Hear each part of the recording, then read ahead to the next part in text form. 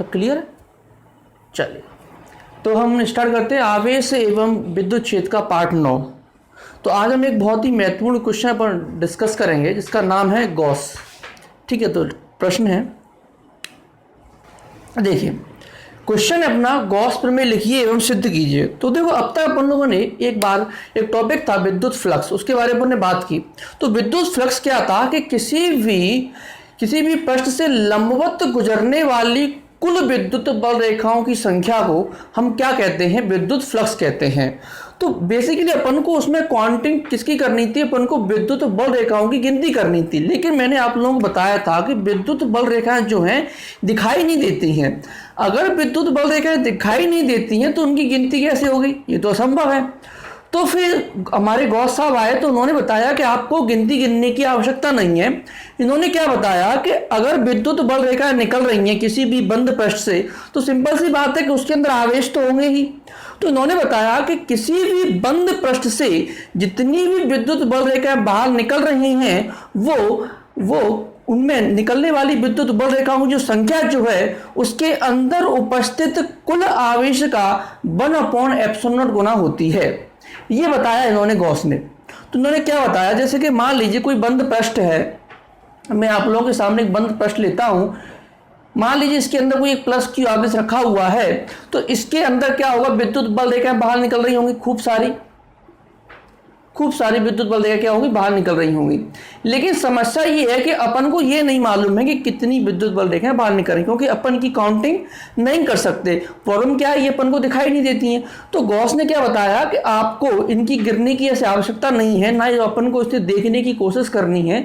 आप सिर्फ क्या करें कि जितना भी आवेश उपस्थित है उसमें आप क्या करें, ε0 का भाग दे दें। तो आपको क्या हो जाएगा, आपको मालूम हो जाएगा कि कितनी विद्युत बल रेखाएं बाहर निकल रही होंगी। तो उनका नियम साफ बहुत क्लियर है कि फाई बराबर जो होता है बंद पृष्ठ के अंदर उपस्थित आवेश का 1/ε0 गुना होता है। सिंपल सी बात है। अगर मैं इसके अंदर एक और आवेश रख दूं, 3 आवेश रख दूं, सिंपल सी बात है, यहां 3 हो जाएंगे। ठीक है, तो आपको सिर्फ क्या करना है, सारे आवेशों का जोड़ करना है और उसमें जो है 1/ε0 का भाग दे देना है। ये अपना हो गया गॉस प्रमेय हो गई। ठीक है, यहां पर अपन ε0 की वैल्यू शायद आप लोगों को मालूम होगी, 8.85 इंटू 10⁻12 न्यूटन मीटर स्क्वायर बटे में कूलाम स्क्वायर। ये आपको मान भी आपको याद रखना है ε0 का। ठीक है, ये तो हो गया अपना कूलाम गॉस की अपनी क्या होगी, प्रमेय हो गई। अब अपन देखेंगे इस गॉस की प्रमेय को अपन को सिद्ध भी करना है। एग्जाम में आपसे ये भी आएगा, इस गॉस की प्रमेय को सिद्ध कीजिए। तो अपन बहुत सिंपल मेथड है इसको सिद्ध करने का, देखेंगे जो कैसे अपन इसको सिद्ध करेंगे।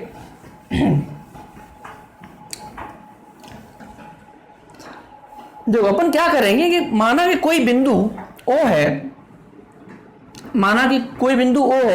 इस पर मैंने एक प्लस क्यू आवेश रखा। इस बिंदु O पर मैंने क्या किया, प्लस क्यू आवेश रखा। इस बिंदु O से R दूरी पर एक बिंदु P है। तो अपन को यह निकालना है कि इस Q से कुल कितना आवेश बाहर निकल रहा होगा, कुल कितनी विद्युत बल रेखाएं बाहर निकल रही होंगी। तो अपन ऐसा करते हैं, एक जो क्या है, एक बिंदु P है, तो अपन क्या करेंगे, बिंदु O को केंद्र मानकर और इसको R अपन एक त्रिज्या का एक अपन क्या करेंगे, एक गोला बनाएंगे।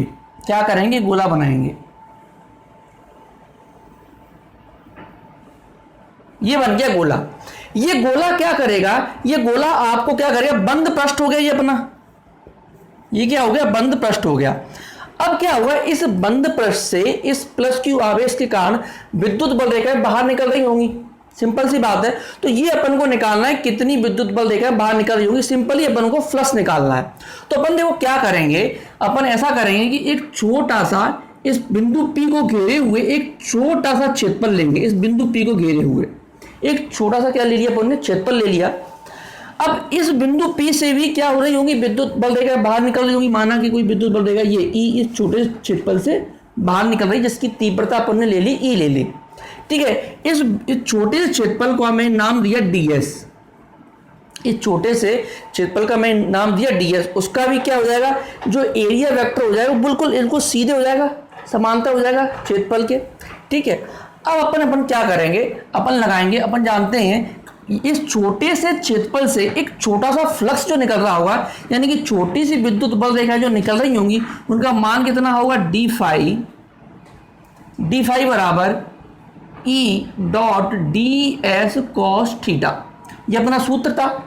लेकिन यहां पर जो थीटा की जो वैल्यू जो होगी वो कितनी होगी, यहां पर 0 हो जाएगी। क्यों? बिकॉज ई और डी एस क्या है, एक दूसरे के पैरेलल है। तो पैरेलल की वजह से यहां जो थीटा की वैल्यू हो जाएगी, यानी कॉस 0 हो जाएगा। कॉस 0 कितना होता है, 1 होता है।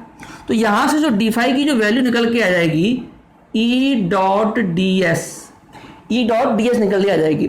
अब ये तो अपन ने जो डी फाई निकाला है, जो फ्लक्स अपन ने निकाला है, ये छोटे से क्षेत्रफल की वजह से निकाला है अपन ने फ्लक्स। अब अपन को क्या चाहिए, संपूर्ण फ्लक्स चाहिए। इस पूरे गोले से कितना क्षेत्रफल, कितना फ्लक्स जो है बाहर आ रहा होगा। तो अपन को क्या करना पड़ेगा, इसका सिंपल सी बात है, अपन को इंटीग्रेशन करना पड़ेगा, समाकलन करना पड़ेगा। समाकलन करने पर तो समाकलन करने से क्या हो जाएगा, इस छोटे छोटे जितने भी जो है सारा क्या हो जाएगा, ऐड हो जाएगा। समाकलन करूंगा, पूरा का पूरा फ्लक्स मुझे निकालना है, तो d phi E dot d s, समाकलन कर दिया मैंने। अब मुझे एक बात बताओ, इस ई की वैल्यू क्या होगी। देखो ई की वैल्यू क्या होगी, अपन को इस बिंदु पी पर अगर मैं प्लस क्यू आवेश के कारण इस बिंदु पी पर अगर मुझे विद्युत क्षेत्र निकालना है, तो ई की वैल्यू क्या आ जाएगी, 1/4 पाई एप्सिलॉन नॉट क्यू बटे में आर स्क्वायर। ई की वैल्यू क्या आ जाएगी, इस प्लस क्यू आवेश के कारण इस बिंदु पी पर अगर मुझे विद्युत क्षेत्र निकालना है, तो उसका सूत्र क्या हो जाएगा, ये हो जाएगा। इस प्लस क्यू को मैं कैपिटल लिखा हूं, इधर भी कैपिटल कर लेते हैं अपन। ठीक है, इसके आगे पर यहां देखते हैं, इसका मान अपन इसमें रख दें, तो डी फाई इंटीग्रेशन करना है अपन को 1/4 पाई एप्सिलॉन नॉट क्यू बटे में आर स्क्वायर डी एस। ठीक है, इस सब का जो हो जाएगा, सारा जो फाई हो जाएगा, छोटा छोटा डी फाई मिलके एक बड़ा फाई बना देगा। इसको मैं बाहर ले आता हूं, 1/4 पाई एप्सिलॉन नॉट क्यू बटे में r square, integration of d s. अब मुझे क्या करना है, इस डी एस का इंटीग्रेशन करना है। देखो डी एस क्या है, एक छोटा सा क्षेत्रफल है। अब ये छोटा सा क्षेत्रफल, इंटीग्रेशन का मतलब होता है सबको जोड़ना, यानी कि सम करना। ठीक है, अब मैं क्या करूंगा, ऐसे बहुत सारे ले लूंगा, छोटे छोटे क्षेत्रफल डी एस छोटे छोटे, ये सारे के सारे क्षेत्रफल क्या हो जाएंगे, गोले का पृष्ठ क्षेत्रफल हो जाएगा। छोटा छोटा क्षेत्रफल क्या हो जाएगा, गोले का पृष्ठ क्षेत्रफल। उसका सूत्र क्या होता है, गोले के पृष्ठ क्षेत्रफल का आप सब लोगों को मालूम होगा, क्या होता है, 4 पाई आर स्क्वायर होता है ना। तो क्या हो जाएगा, 4 पाई आर स्क्वायर हो जाएगा गोले के क्षेत्रफल का सूत्र। यहां से देखो 4 पाई से ये 4 पाई गया, इस आर स्क्वायर से ये आर स्क्वायर कट जाएगा, तो फाई का मान निकल क्या आ जाएगा, क्यू बटे में आर, क्यू बटे में एप्सिलॉन नॉट। यही क्या थी, अपनी गॉस की थ्योरम थी। गॉस की थ्योरम क्या थी, किसी भी बंद पृष्ठ के अंदर उपस्थित जो निकलने वाली जो विद्युत बल रेखाएं हैं, वो क्या होती हैं, उसके अंदर उपस्थित आवेश का क्या होती है, 1/एप्सिलॉन नॉट गुना होती है। ठीक है, ये हो जाएगा अपना डेरिवेशन। ठीक है, चलिए अगले क्वेश्चन की तरफ बढ़ते हैं अपन। नेक्स्ट क्वेश्चन है, गॉस प्रमेय की सहायता से कूलॉम के नियम का निगमन करो। तो यानी कि अपन को गॉस की हेल्प लेनी है और उससे अपन को क्या करना है, कूलॉम का नियम अपन को क्या करना है, सिद्ध करना है। सबसे पहले अपन जानते हैं कूलॉम का नियम क्या था। कूलॉम का नियम क्या था कि किन्हीं भी दो आवेशों के मध्य जो लगने वाला जो बल है वो कितना होता है, 1/4 पाई एप्सिलॉन नॉट क्यू बटे में आर स्क्वायर होता है। क्या था, कूलॉम का नियम F बराबर जो निकल के आया था 1/4 पाई एप्सिलॉन नॉट क्यू और स्मॉल क्यू बटे में आर स्क्वायर। किन्हीं भी दो आवेशों के मध्य लगने वाला बल का सूत्र ये है। तो ये अपन को सिद्ध करना है। ठीक है, या अथवा लग के आपको ये लेके आ सकता है कि गॉस प्रमेय की सहायता से बिंदु आवेश के कारण विद्युत क्षेत्र की तीव्रता के लिए सूत्र निगमित करो। तो ये दोनों ही एक ही क्वेश्चन है, केवल भाषा थोड़ी थोड़ी अलग हो गई है। चलिए अपन इनको सिद्ध करते हैं। तो कैसे अपन सिद्ध करेंगे, तो सबसे पहले अपन क्या करेंगे कि अपन वही मेथड लेंगे। एक बिंदु O है, उस बिंदु O पर एक प्लस क्यू आवेश रखा हुआ है, उससे R दूरी पर एक बिंदु P है। एक R दूरी पर क्या है, एक बिंदु P है। इस बिंदु P पर अपन को विद्युत क्षेत्र की तीव्रता क्या करनी है, अपन को ज्ञात करनी है। तो अपन क्या करेंगे, सेम वही बिंदु O को केंद्र मानकर R त्रिज्या का अपन क्या करेंगे, एक गोला बनाएंगे। क्या करेंगे, एक गोला बना लिया अपन ने, ठीक है। अब ये जो गोला जो है क्या करेगा, गॉसीय पृष्ठ का कार्य करेगा, यानी कि गॉसीय पृष्ठ यानी कि एक बंद पृष्ठ, ठीक है। अब इस पर अपन क्या करेंगे, एक छोटा सा एक क्षेत्रफल लेंगे जो उस बिंदु P को घेरे हुए होगा। एक छोटा सा क्षेत्रफल ले लिया मैंने ds, जो इस बिंदु P को क्या है, घेरे हुए है, ds ले लिया मैंने छोटा क्षेत्रफल। अब इस बिंदु Q की वजह से क्या हो रहा होगा, विद्युत बल रेखा बाहर निकल रही होंगी। माना कि कोई एक विद्युत बल रेखा यहां से निकल रही है E, जिसकी तीव्रता मान लीजिए E मान ली मैंने। तो हम जानते हैं जो इसका जो सूत्र जो होता है, ये छोटे से क्षेत्रफल से निकलने वाला छोटा सा जो फ्लक्स जो होगा वो कितना होगा, d फाई बराबर E dot ds cos theta हो जाएगा। या थीटा की वैल्यू कितनी, सिंपल सी बात है, अगर दोनों समांतर हैं तो थीटा की वैल्यू कितनी हो जाएगी, 0। तो यहाँ थीटा की वैल्यू कितनी आ जाएगी, 0। तो यहाँ से डी फाई की वैल्यू कितनी आ जाएगी, E डॉट ds हो जाएगी। अब ये अपन ने निकाला एक छोटे से क्षेत्रफल से गुजरने वाला फ्लक्स है। अब मैं बात करूं इस पूरे गोले से कितना निकल रहा होगा फ्लक्स, तो हमें क्या करना पड़ेगा, वही समाकलन करना पड़ेगा दोनों ओर, यानी कि समाकलन करने पर, तो इंटीग्रेशन अगर अपन दोनों को करेंगे E डॉट ds, तो इसमें देखो ये तो बन जाएगा कैपिटल, पूरा फाई आ जाएगा, संपूर्ण फ्लक्स आ जाएगा, प्लस Q की वजह से सारा फ्लक्स आ जाएगा। और यहां अगर मैंने E को मैंने बाहर निकाल लिया तो अंदर ds हो जाएगा, ठीक है। लेकिन हम लोग जानते हैं कि गॉस भाई साहब ने अभी अपन को क्या बताया था कि किसी भी पृष्ठ से निकलने वाला जो फ्लक्स जो होता है वो क्या होता है, Q अपॉन एप्सिलॉन नॉट होता है। अभी बोला था ना कि जो Q की जो वैल्यू होगी, यहां आप लिखोगे गॉस की प्रमेय से फाई बराबर जो होता है वो Q अपॉन एप्सिलॉन नॉट होता है, ठीक है। उसकी वैल्यू आप यहां पर पुट कर दोगे, रख दोगे यहां पर, तो यहां से Q अपॉन एप्सिलॉन नॉट हो जाएगा बराबर E। क्या हो गया, चलिए E डॉट ds। अब ds यहां पर देखो क्या हो जाएगा, ds का मतलब क्या है, संपूर्ण देखो जितना देखो ds क्या है, छोटा सा क्षेत्रफल है ds। अब इसका इंटीग्रेशन यानी कि मुझे सारे ds लेने, छोटे जितने भी ds हैं सारे यहां से लेके यहां तक। तो इसका मतलब ये क्या, इस गोले के पूरा क्षेत्रफल, इस गोले के पूरा पृष्ठ क्षेत्रफल, जिसका सूत्र क्या होता है, गोले के पृष्ठ के क्षेत्रफल का सूत्र, गोले के पृष्ठ क्षेत्रफल सूत्र क्या होता है, 4 पाई आर स्क्वायर होता है। तो यहां पर आप इसको क्या करोगे, पुट कर दो 4 पाई आर स्क्वायर। तो यहां से E की वैल्यू निकल के आ जाएगी अपने पास, E बराबर, इसको उधर ले जाऊंगा मैं, तो 1/4 पाई एप्सिलॉन नॉट Q बटे में R स्क्वायर। यही क्या था, विद्युत क्षेत्र की तीव्रता का सूत्र था। वो अपने सिद्ध भी कर दिया, देखो किसी बिंदु आवेश के कारण विद्युत क्षेत्र की तीव्रता का सूत्र निगमित करो, ये हो गया, सूत्र निगमित हो गया अपने पास विद्युत क्षेत्र की तीव्रता का। अब अपन से अगर ये पूछा जाए कूलाम के नियम का भी करो निगमन, यानी उसका भी सूत्र करना है सिद्ध, तो यहां से सबसे पहले आपको ये करना है सिद्ध। इसके बाद हम जानते हैं विद्युत क्षेत्र की परिभाषा से, हम जानते हैं विद्युत क्षेत्र की परिभाषा से क्या होती है विद्युत क्षेत्र की परिभाषा, कि एकांक क्षेत्रफल पर, वो एकांक आवेश पर लगने वाला बल ही क्या है, विद्युत क्षेत्र की तीव्रता है। यानी कि E बराबर जो होता है वो F अपॉन में Q होता है। E बराबर क्या होता है, F अपॉन में Q। यहां से आप डायरेक्टली E की वैल्यू रख दो। E की वैल्यू क्या आई थी अपने पास, 1/4 पाई एप्सिलॉन नॉट Q बटे में R स्क्वायर बराबर F बटे में Q। तो यहां से आप F का मान निकाल लीजिए इजीली। यहां से F का मान कितना आ जाएगा, 1/4 पाई एप्सिलॉन नॉट Q बटे में R स्क्वायर। ये F का मान हो जाएगा अपने पास। तो दोनों नियम अपन ने गॉस की सहायता से अपन ने सिद्ध कीजिए। अपन ने विद्युत क्षेत्र भी निकाल लिया और कूलाम का अपन ने नियम भी निकाल लिया, लगने वाला बल। ठीक है, चलिए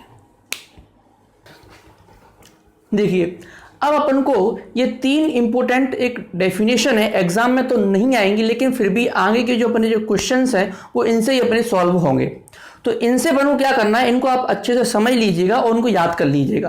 तो पहली है रेखीय आवेश घनत्व। देखो ये क्या होता है, देखो मान लीजिए कोई एक बहुत लंबा तार है, बहुत लंबा तार है, उसको मैंने क्या किया, उसको मैंने आवेश दिया, यानी कि मैं उसको चार्ज दिया।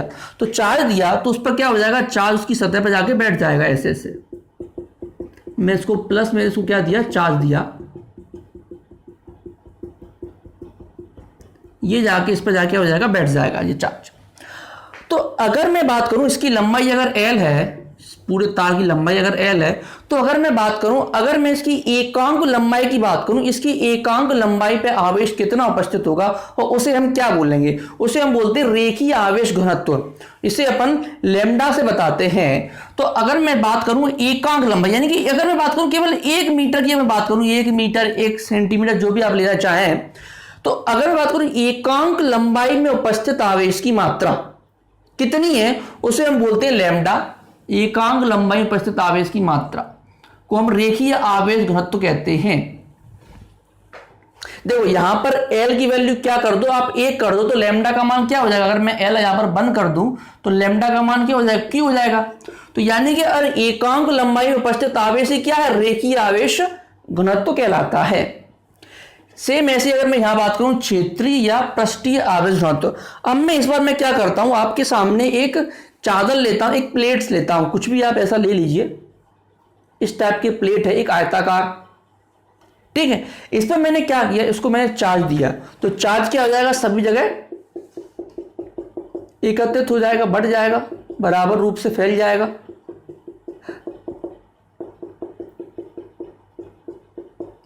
ठीक है। अब मान लीजिए इसका जो क्षेत्रफल जो है कितना, मान लीजिए A है, इसका जो पूरे का जो क्षेत्रफल जो है A है।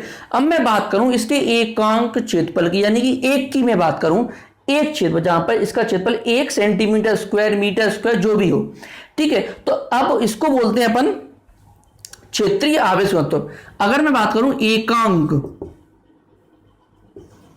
एकांक क्षेत्रफल में उपस्थित आवेश को क्षेत्रीय आवेश घनत्व कहते हैं। इसको हम सिग्मा से बताते हैं, इसको हम सिग्मा से दर्शाते हैं। तो इसकी डेफिनेशन क्या हो गई कि एकांक क्षेत्रफल में उपस्थित आवेश को ही क्या बोलते हैं अपन, क्षेत्रीय आवेश घनत्व कहते हैं। इसे अपन सिग्मा से बताते हैं, इसको अपन लैम्डा से बताते हैं। आप देख लीजिए यहां से अगर मैं एरिया को अगर मैं बंद कर दूं तो सिग्मा बराबर क्या हो जाएगा, Q हो जाएगा। तो यहां से डेफिनेशन क्या हो जाएगी, वही एकांक क्षेत्रफल में उपस्थित आवेश ही क्या है, क्षेत्रीय आवेश घनत्व होता है। अब मैं बात करूं आयतन आवेश घनत्व की। देखो अगर मैं क्या करूं, एक गोला ले लूं, एक मैंने क्या ले लिया, गोला ले लिया, गोला, ठीक है। अब मैंने क्या किया, इसको मैंने आवेश दिया, तो सेम बात है, फिर से क्या हो जाएगा, आवेश इस पे एक समान रूप से फैल जाएगा। आगे पीछे भी दोनों साइड फैल रहा होगा, पीछे की मैं आपको दिखा नहीं सकता, लेकिन फिर भी इस पे एक समान रूप से फैल रहा होगा, ठीक है। गोला है ये। अब मैं क्या करूंगा, अब मुझे इसमें निकालना आयतन आवेश घनत्व की डेफिनेशन। मान लीजिए इसका जो आयतन जो है मैंने बोला V है। अब मैं बात करूं एकांक आयतन की बात करूं, एक आयतन की जगह मैं बात करूं तो एकांक आयतन में छोटा सा जो भी इसका एकांक जिसकी वैल्यू 1 होगी, मीटर क्यूब हो या सेंटीमीटर क्यूब हो, जो भी हो, तो एकांक आयतन में उपस्थित आवेश को क्या कहते हैं, आयतन आवेश घनत्व कहते हैं। इसे अपन रो से बताते हैं, रो बराबर Q बटे में V, इसका सूत्र हो जाएगा। इनके सूत्र आप लोगों को याद करनी है, सूत्र आगे जाके जो भी अपन करेंगे क्वेश्चन उन सब में ये बहुत इंपॉर्टेंट हो जाएंगे सूत्र। तो एक एक करके यहां से देखो समझ लेते हैं। यहां क्या था, एकांक लंबाई में उपस्थित आवेश को क्या कहते हैं, रेखीय आवेश घनत्व कहते हैं, जब लंबाई की बात हो, ठीक है। जब क्षेत्रफल की अगर बात हो तो उसे अपन क्या बोलते हैं, सिग्मा। एकांक क्षेत्रफल में उपस्थित आवेश को क्या बोलते हैं, क्षेत्रीय आवेश घनत्व कहते हैं। एकांक आयतन में उपस्थित आवेश को अपन क्या कहते हैं, आयतन आवेश घनत्व कहते हैं। तो अभी अपन इतना ही रखते हैं। इन तीनों डेफिनेशन को आप देख लेना, इनके बेसिस पर ही अपन आगे के कल के अपन क्वेश्चन करेंगे, ठीक है।